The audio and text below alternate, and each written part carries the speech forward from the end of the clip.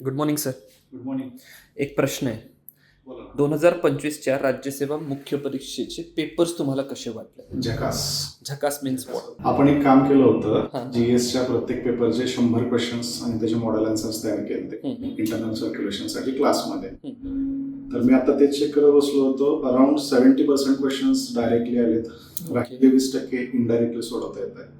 So 90% coverage आपल्या त्या 100 क्वेश्चनच्या बुकलेटमधून आलेला आहे. That's nice. येस. आणखी एक प्रश्न आहे. युपीएससीचे पेपर्स आणि एमपीएससीचे पेपर्स तुम्हाला काय फरक वाटला? युपीएससीच्या लाईन्सवर एमपीएससी जाते, पण क्वेश्चन्स थोडेसे फाउंडेशनल बेसिसचे आहेत. सो कमी वेळेच्या अभ्यासामध्ये मला वाटतं एमपीएससी करणं थोडंसं शक्य आहे पुढच्या येणाऱ्या वर्षामध्ये. शेवटला प्रश्न. येस. ज्यांनी परीक्षा दिली असेल, येस. कोणाचे पास व्हायचे चान्सेस जास्त असतील? ज्यांनी पेपर पूर्ण कम्प्लीट केलाय, ज्यांना आपलं बुकलेट रीड केलंय, पेपर पूर्ण कम्प्लीट केलेला आहे, असा व्यक्ती नक्की पास होणार. आणि पुढच्या परीक्षेसाठी तुम्ही काय टिप द्याल? एक सिंगल टिप. एका वर्षामध्ये परीक्षा करता येणं शक्य आहे. एमपीएससी एका वर्षामध्ये करता येणं शक्य आहे. फक्त तुम्हाला राईट गायडन्सची गरज आहे. Okay, thank you sir. येस.